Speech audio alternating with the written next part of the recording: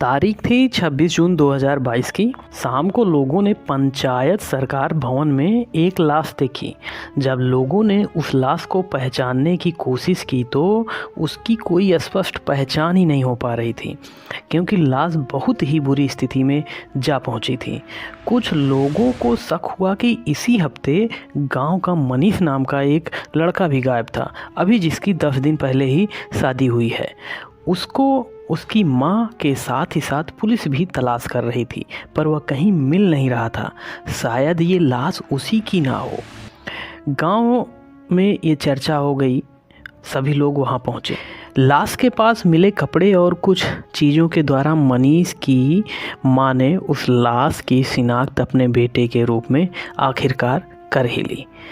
अब यह प्रश्न था कि आखिर क्या कारण है जिसकी शादी अभी 10 दिन पहले ही हुई हो, उसकी लाश मिली। यह एक विचलित कर देने वाली घटना थी।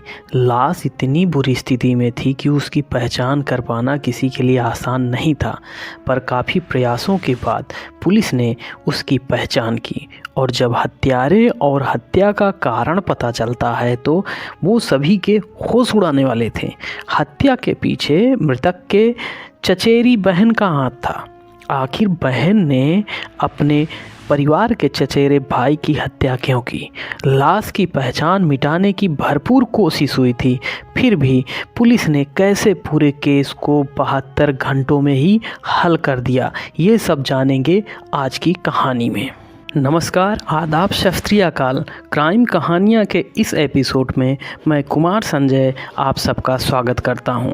यह कहानी है बिहार राज्य के वैशाली ज़िला के मनीष नाम के एक लड़के की, जो वैशाली ज़िले के एक छोटे से गांव में अपनी मां और परिवार के साथ रहता था। मनीष के परिवार वालों ने उसकी शादी के लिए रिश्ता पक्का किया। जल्द ही शादी की डेट भी फाइनल कर ली जाती है। शादी की डेट फाइनल होते ही मनीष के घर में शादी को लेकर के बड़ी ज़ोर शोर से तैयारियां होने लगीं। उधर मनीष के पड़ोस के एक घर में, जो कि रिश्ते में उसके चाचा का घर था, उनके यहाँ भी तैयारियां चल रही थी, पर कुछ अलग तरह की तैयारियां थी। या तैयारी क्या थी, इसे हम इसी कहानी में आगे जानेंगे। कहा जाता है कि मनीष का प्रेम प्रसंग उस चाचा के लड़की के साथ था। लड़की को हम इस वीडियो में उसके काल्पनिक नाम प्रिया के नाम से जानेंगे। प्रिया रिश्ते में मनीष की चचेरी बहन लगती थी और वह शादीशुदा भी थी, पर वह उससे शादी करना चाहती थी। परंपरा और परिवेश की बात करें तो वहाँ भाई बहन का विवाह उचित नहीं माना जाता। फिर भी शादीशुदा प्रिया अपने चचेरे भाई से शादी करना चाहती थी, पर क्यों, यह एक प्रश्न है। खैर, 15 जून 2022 को मनीष की शादी हो जाती है। नई दुल्हन घर आने से जश्न का माहौल था। मनीष अपने दोस्तों को भी शादी की पार्टी दे रहा था। 21 जून 2022 को मनीष अपने घर पर बैठा था, तभी उसके पड़ोस के चाचा का लड़का और दामाद, जो कि प्रिया के भाई और पति हैं, उसके पास आकर बातचीत करने लगते हैं और बात बात में ही शादी की खुशी में पार्टी करने का प्लान बना लेते हैं। पार्टी मनाने के लिए मनीष इन दोनों के साथ उसके घर चला जाता है। जब रात होने लगती है तो माँ, पत्नी सहित पूरे परिवार को मनीष का अभी तक घर वापस ना आना खटकने लगता है। इसके पहले ऐसा वह नहीं करता था। जैसे जैसे रात बीत रही थी, घर वालों को मनीष के लिए चिंता बढ़ती गई। सुबह होते ही घर परिवार के लोगों ने मनीष को हर जगह तलाशा, पर मनीष कहाँ है यह जानकारी किसी को पता नहीं चल पाई। मनीष की मां ने प्रिया के पति और भाई से भी मनीष के बारे में पूछा, क्योंकि वह कल उन्हीं के साथ पार्टी मनाने के लिए गया था। पर उन दोनों ने बताया कि पार्टी ख़त्म होने के बाद वो घर चला गया, पर घर न जाकर कहाँ गया हमें नहीं पता। मनीष की तलाश में 22 तारीख का दिन भी बीत जाता है। उसकी मां को किसी अनहोनी की आशंका होती है।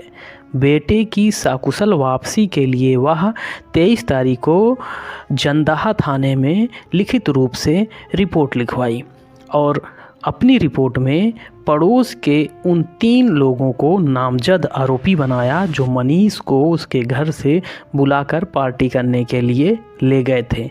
उसी के बाद से मनीष लापता हो गया। 23 जून को रिपोर्ट मिलने के बाद पुलिस ने मनीष की खोज का अभियान जारी कर दिया।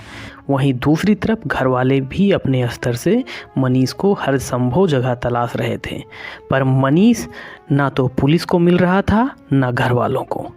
इसी बीच 26 जून की शाम को पंचायत सरकार भवन में एक शव देखे जाने की बात सामने आती है। आसपास के लोगों में भय का माहौल उत्पन्न हो गया। सूचना पाकर पंचायत सरकार भवन पर पुलिस पहुंचती है। शव की पहचान नहीं कर पाती है क्योंकि हालत इतनी ख़राब थी शव की कि उसको पहचान पाना काफ़ी मुश्किल था। उसके चेहरे को बुरी तरह से कुचल दिया गया था। शरीर पर भी काफ़ी चोट के निशान थे। जून का महीना था। इस समय गर्मी और उमस काफ़ी तेज़ रहती है। ऐसे मौसम में कोई भी चीज़ बहुत तेज़ी के साथ सड़ने लगती है। मनीष का शव भी सड़ने लगा था, जिससे शव की पहचान करना काफ़ी जटिलता भरा काम हो गया था। पर शव के पास मिले कपड़े और परिवार वालों की मदद से शव की पहचान गुमशुदा मनीष के रूप में हो जाती है। जो केस अभी तक किसी गुमशुदा की तलाश करने का था, वही वहाँ पर शव मिलने से, शव की पहचान हो जाने से ये केस एक मर्डर केस में बदल जाता है। अब पुलिस के सामने चुनौती थी मनीष के कातिलों को खोजना, क्योंकि कत्ल हुए कई दिन बीत गया था। कातिल को अपनी पहचान छुपाने के लिए पर्याप्त समय मिल गया होगा। मनीष की मां ने अपने लिखित आवेदन में प्रिया के पति और उसके भाई का नाम बताया था। मनीष अंतिम बार इन्हीं लोगों के साथ पार्टी करने के लिए गया था, तभी से वह गायब था। पुलिस इनकी धरपकड़ में लग जाती है। प्रिया के पति राय को मुख्य आरोपी बनाया गया, जो कि घटना के बाद से ही फरार था। मामला प्रकाश में आने के मात्र 72 घंटे के अंदर ही पुलिस ने मुख्य आरोपी राय को भी चौक से गिरफ्तार कर लिया। गिरफ्तारी के बाद राय ने पुलिस के सामने जो भी बातें कबूल की, उससे सभी सन्न रह गए। उसने कबूला कि उसकी पत्नी प्रिया और मनीष में प्रेम प्रसंग था। वह उससे शादी करना चाहती थी। इसी रंजिश में मनीष को ठिकाने लगाने का प्लान बनाया जाता है और उसी प्लान के तहत मनीष को प्रिया, उसके पति और भाई ने पार्टी के बहाने बुलाया और रात में शराब पिलाई। शराब पिलाने के बाद उसी शराब की बोतल से और ईंट पत्थर की मदद से उसको पीट कर मार डाला गया। मारने के बाद उसके चेहरे को बिगाड़कर पहचान मिटाने का भी प्रयास किया गया और शव को पंचायत सरकार भवन में फेंक दिया गया। यह भी कहा जाता है कि मनीष से शादी कर प्रिया उसकी पूरी संपत्ति हासिल करना चाहती थी। फिलहाल सभी आरोपियों को पुलिस ने गिरफ्तार कर लिया है। मामले में न्यायिक प्रक्रिया चल रही है। यह कहानी भाई बहन के पवित्र रिश्ते पर सवालिया निशान खड़ा कर दिया। क्या लालच में कोई इतना अंधा हो सकता है कि वह इतना भयानक कदम उठा ले? क्या इंसान का जीवन इतना मामूली हो सकता है? यह कहानी कैसे लगी? इस केस के बारे में आप क्या सोचते हैं, ज़रूर बताएं। अपना और अपने परिवार का ख्याल रखें। मिलते हैं एक नए केस के साथ। तब तक के लिए नमस्कार।